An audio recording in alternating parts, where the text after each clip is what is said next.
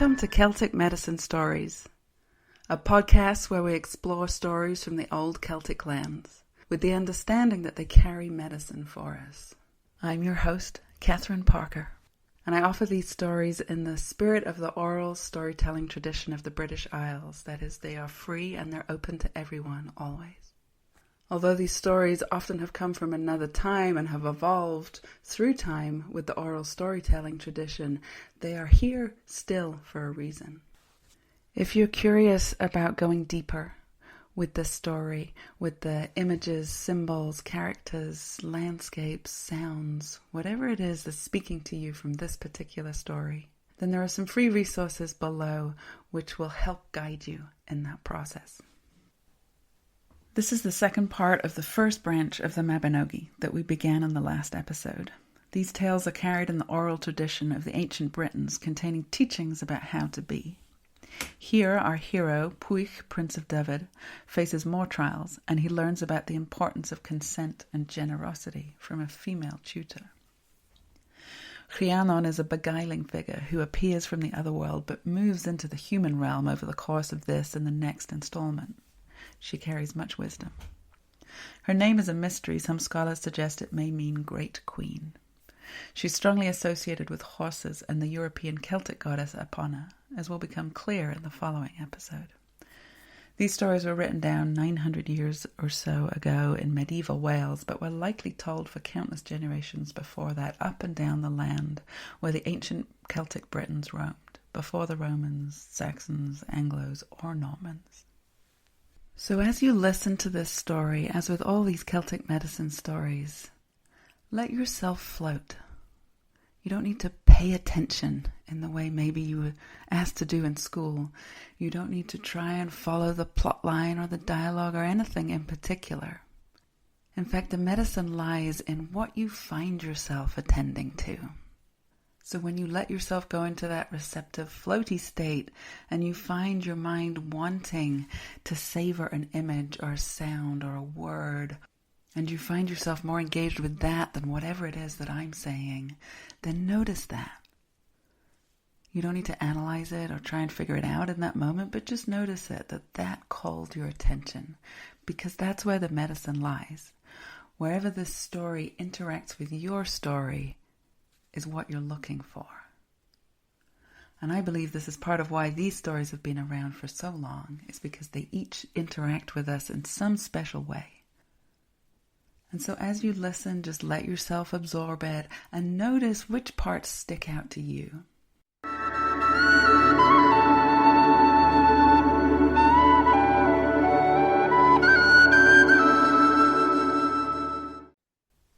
After his return from the underworld, from Anuvan, Pwyll was feeling good. Everything was working well in his kingdom, and as was the custom, he would travel around the different courts that made up Dyfed. One evening he was at his court in Aberth, and after the feast was over, he was feeling a little restless, wanted to get out and do something. And so he said to a few of his men, "Hey, why don't we go up that mound that's up there? I've never been up there, but I keep hearing about it." And one of them leaned over to him and said, "Well, you know, Lord, that if a nobleman is to go up that mound, one of two things will happen." So they say, "I don't know, I've never been up, but this is what I've heard. One of two things will happen.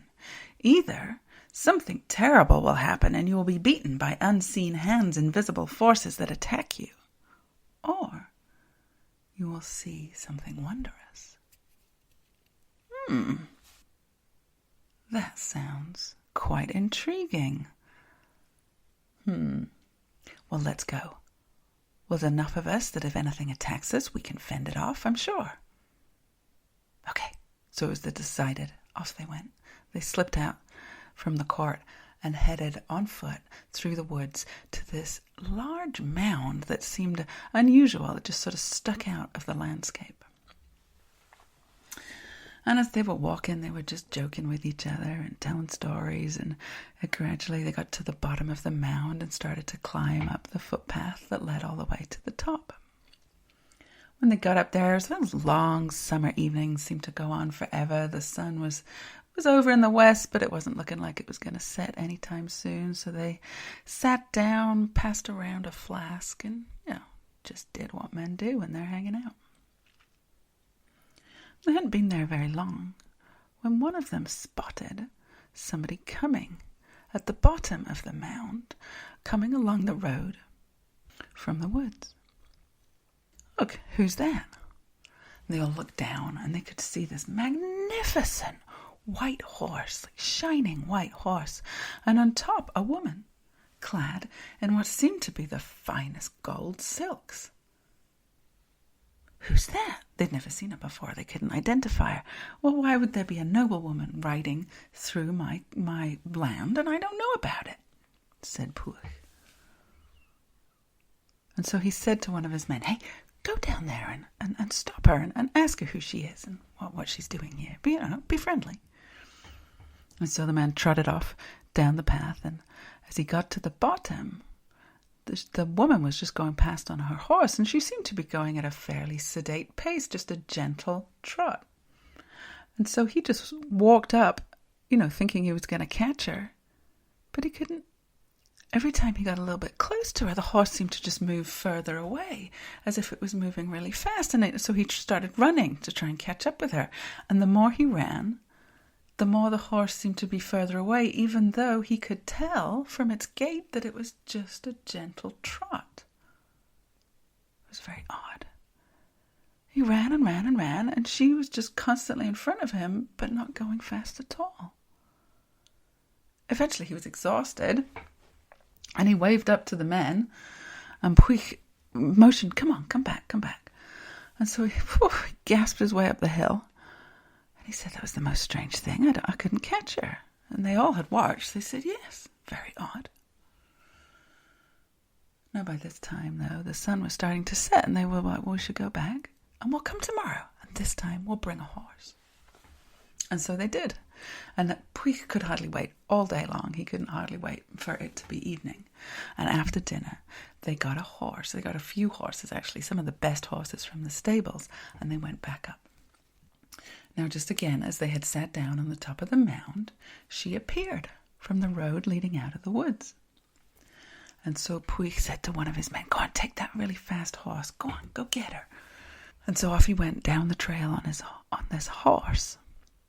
Again, she was coming along the road at this gentle, sedate trot. And the man thought, oh yeah, I got her this time. And so he took off on the horse after her. And as fast as he could go, and this horse was flying, as fast as he could go, he could not catch her. His horse was all in a lather, sweating and snorting, and her horse was just gently trotting along.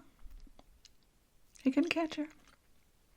And again, all the men saw this, and they decided, okay, well, let's just go home tonight, and tomorrow we'll bring the really fast horse.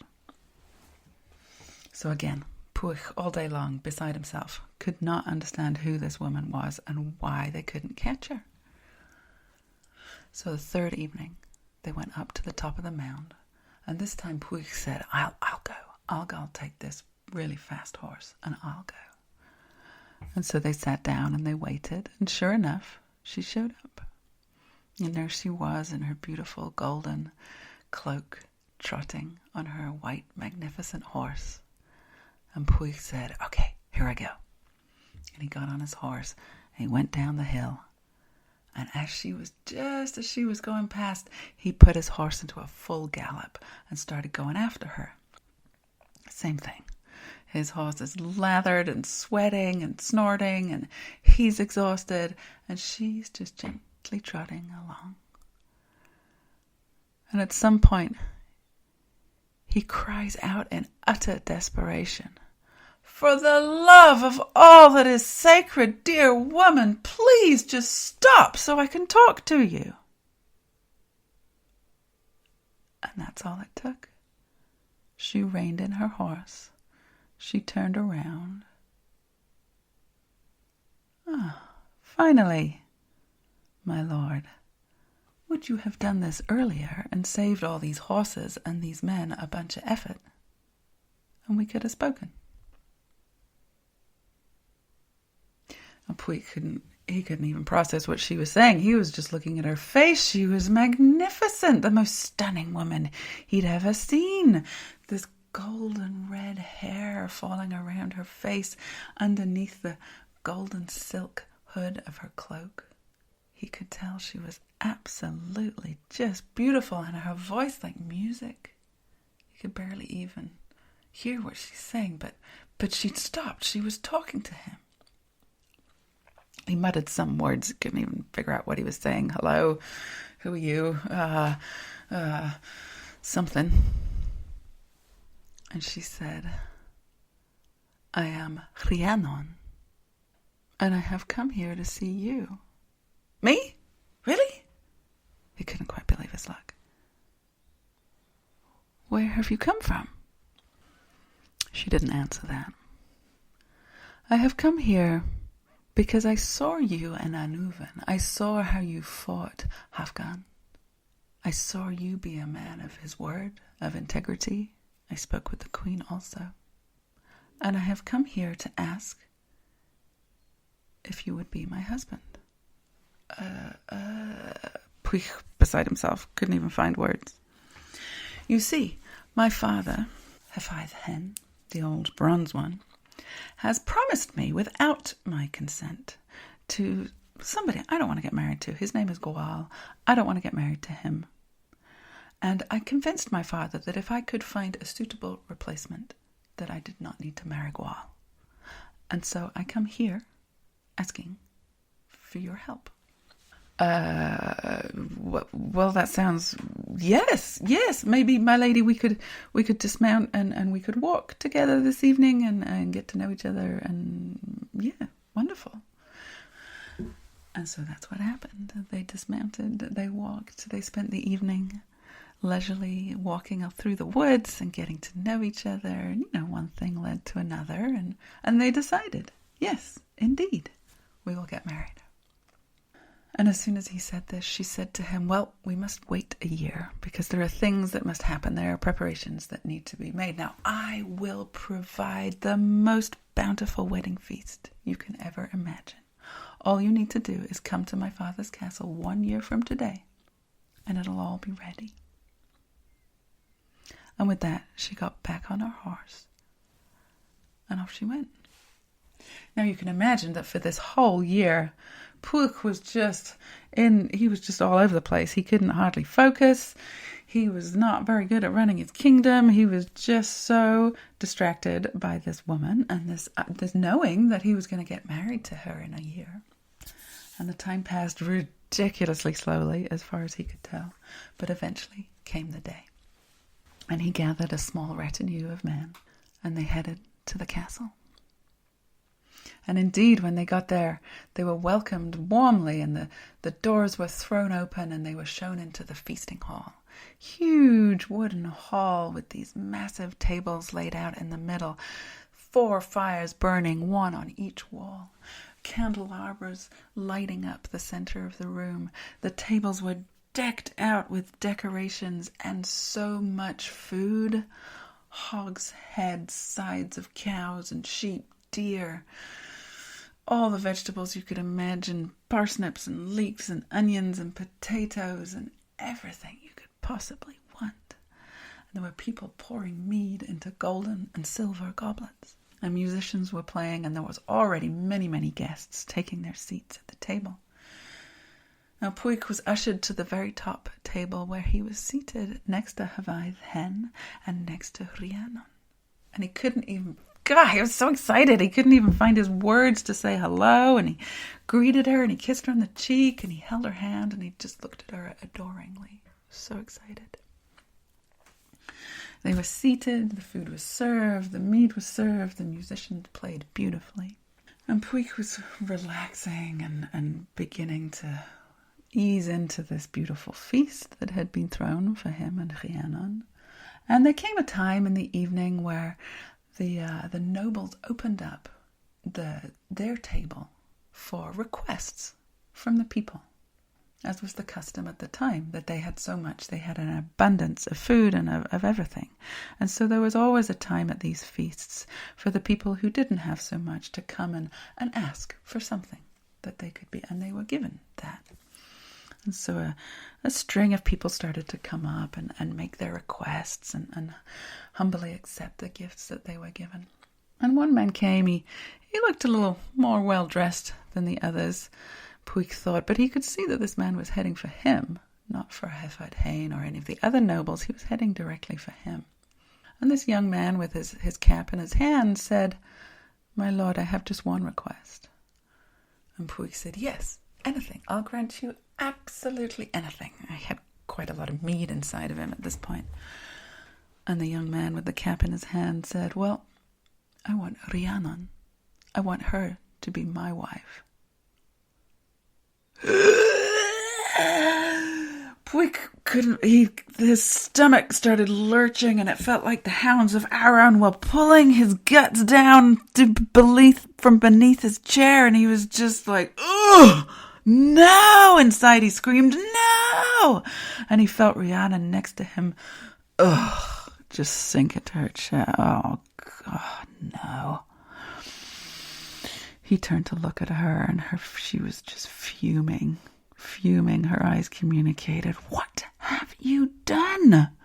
None of this was voiced, because it was their noble duty to fulfill the request of this person asking. Rhiannon stepped in. She said, "Yes, okay, you have asked, and he already said that he would fulfill your request, so yes. But this feast is not for you, and it will take me some time to prepare another wedding feast as lavish as this one. And so 1 year from today, you come back, Gwawl, and I will prepare a wedding feast. Be ready for you."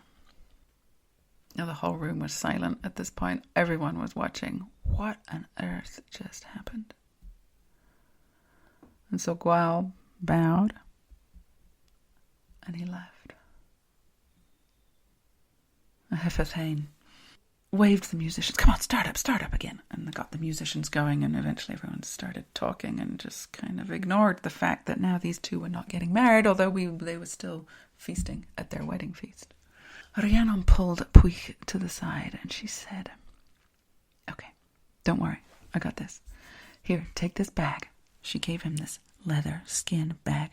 "Tuck it in your belt. Don't let anybody see it. Now you come back a year from today with 100 men. And I want you to hide them in the orchard, that one out there, outside of the castle. Hide them in the orchard, and you dressed as a beggar. And when it's time for you to come and ask, bring the bag and simply just ask, 'Can I have enough food to fill this small bag?' Okay, you got it? You understand? Okay, but what? Just go. Just please go and do what I say and come back in a year." Okay. Pwyll didn't have any way to argue with her, and so he gathered his men and they left. And a year went by, and this one was even worse than the last year. He was just totally in a turmoil the whole time, just wondering what on earth was this plan? How was this going to work? He had to dress as a beggar. What was that about? He didn't know, but he trusted her. And so he waited, and a year to the day, he did as she said. He dressed as a beggar, and he got the bag, and he got 100 men, and they went back to the castle, and they all hid in the orchard, and he went into the feasting hall, and he was sat with the other common folk. Now when it came time in the evening for requests, people started filing up to the main table, and he went too. And he, just as Gwawl had done last year, aimed straight for Gwawl and held out this small bag and said, "Please, sir, I just ask for enough food to fill this bag." "Oh, that seems a very reasonable request, of course. Please fill this man's bag with food." And the serving people started to put little bits of food inside this bag. But it didn't seem to matter how much they put in. It didn't fill up. They just kept putting more in, like a whole hogshead went in, and then 3 cabbages and a whole bunch of potatoes, and it didn't look like it was full at all, but it should have been full. It was very strange. And they kept filling it and kept filling it. And then Gwawl said, "Wait, something's wrong here. Why is this bag not filling up?" Now Rhiannon stepped in and she said, Oh, this, I think it just needs the feet of a nobleman to step in and push it down so that it gets compacted and we can fill it up. Pwyll was like, oh, well, I'm a nobleman, I can do that. And so he stood up and he put one foot and then both feet in the bag. And as he did that, Pwyll pulled the bag up around his head, tied the string, and he was captured. Pwyll blew on his hunting horn, and all his men came into the castle from where they'd been hiding, and they started to kick the bag and punch the bag and hit the bag with Pwyll inside it. This just went on for a little while, and then Hephaid stood up and said, Enough! Enough! You will not treat one of my dinner guests like this, no matter what has happened between you. And so they stopped. Rhiannon said to the bag, Pwyll, we will release you from this very humiliating situation on 2 conditions. It was a muffled noise from the bag that she took as a please continue. The first condition is that you will let go of your request to marry me and not do anything to obstruct Pwyll and I getting married. Okay, fine. And the second condition is that there will be no retribution for this. You will leave, and that will be that. There will be no retribution. It's a bit of a longer pause here. Okay, fine. Just let me out the damn bag. So they opened up the bag, and he came out with bits of potato in his hair and meats hanging off of his ear, and it was a right mess. They helped him out of the bag and Rhiannon said to him, you can go and clean up before you leave. And he scuttled out of. Hephaid again waved on the musicians. Come on, play. We're celebrating the marriage of Rhiannon, my daughter, with Pwyll, Prince of Dyfed. Okay, great. Everyone cheered and they celebrated, and eventually the 2 of them went off to the bedchamber, and that's how they were married. And the next morning, Pwyll wanted to take Rhiannon back to Dyfed. He actually wanted to get out of this place as quickly as he could. And so the arrangements were made, and Rhiannon gathered all of her things and her ladies that came with her and her horses and all of her things. And she gathered many, many gifts, which he didn't really know what they were for. But when they got back to Dyfed and he introduced her to everybody there, she invited everybody to come and receive a gift. And for every single person who came to the court, she had a little something for them, a little brooch, a little gem, a little woven thing, a little bag, a little something. And she gave one to every single person who came. And they liked her. They thought she was wonderful, and they were very happy to have her as Queen of Dyfed. Thank you for listening to this episode of Celtic Medicine Stories. If you want to go deeper, check out my Working with Archetypes free email course. There's a link somewhere in these notes. You'll find it. And feel free to visit on my website, ancestralconnections.earth. I'd love to hear from you. Go well.